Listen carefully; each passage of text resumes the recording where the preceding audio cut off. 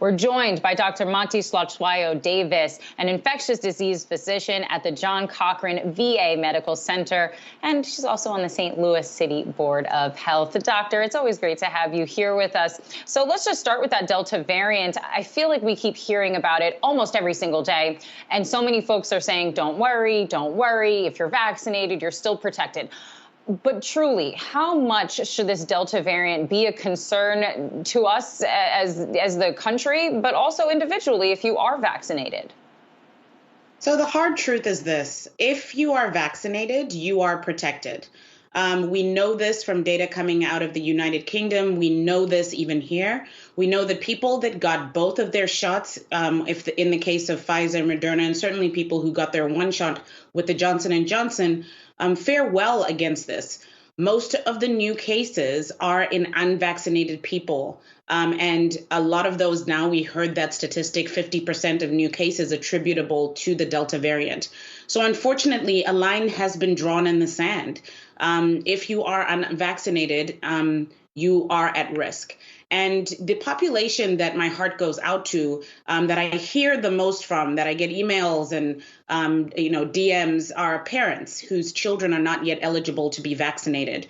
And this is where I want to curb some of the panic in saying that although we have seen and heard from India specifically that there was some uptick in cases in children, there is no evidence to suggest that children are getting sicker, that there's an increase in hospitalizations. So for parents of children who are not yet eligible to be vaccinated, my message is this: continue to do what we've been asking you to do this year.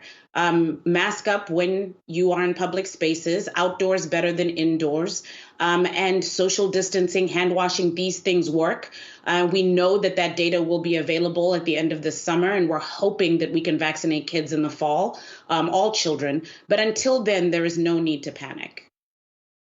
So I do want to ask, because we do have this study out from Georgetown that says there are these unvaccinated, or I should say under-vaccinated clusters in the United States that are really putting the rest of the country at risk. Now, the study highlights these 5 clusters. They're mainly in southern states. They spread across 8 states in total. Curious to know what that risk really means. What does that mean when these unvaccinated or under-vaccinated folks are putting us at risk? Does that mean that there is a greater potential, perhaps, that even if you are vaccinated and, as you said, you are still protected, that there might be a greater chance that you could contract coronavirus?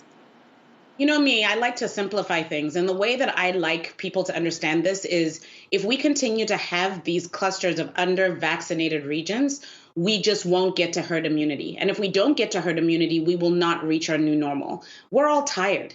We're all tired of having to make these adjustments to our lives, of these limitations, not being able to see loved ones, not being able to do and partake in the things that we enjoy. And if we continue to do this, not only will we not get to herd immunity, but we could go backwards. For vaccinated folks, again, we know that you are protected, but we don't know for how long. So I do anticipate boosters of some sort within the next 6 to 12 months.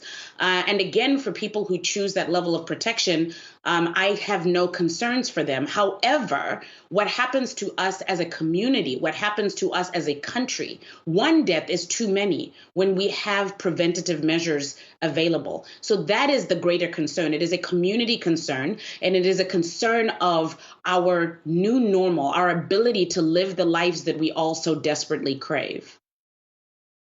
Does this, do you think, raise the argument that really the United States should start requiring vaccinations, especially, if you're using publicly funded resources, for example, like the public school system?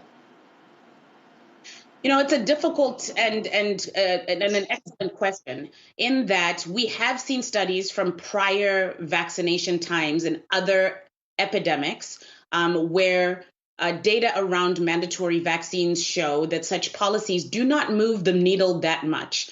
In this country, we know that is a sore point, that it is tied to people's freedoms, that a lot of this has become politicized. So in my mind, a blanket requirement for vaccinations would not be impactful and could make it more difficult for us to reach and educate and maybe help those in the vaccine resistant population to understand why this is necessary. So I personally do not call for a blanket requirement. However, I do not think we can get past asking for mandatory vaccinations in certain high risk areas. I believe in hospitals, they should be, for hospital workers, they should be mandatory. These are folks that are taking care of the most vulnerable and the most sick, and should be protected. We require this of people like myself, doctors, nurses, and other healthcare workers for a myriad of other vaccines. So I do not see why the COVID vaccine should be exempt.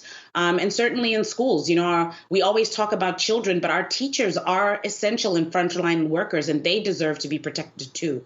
So I do think in certain places where vaccines have been made mandatory, this needs to be implemented. But a blanket, absolutely not for me anyway. All right, Dr. Mati Slachwayo Davis, always a pleasure to have you here with us. Infectious disease physician at the John Cochrane VA Medical Center.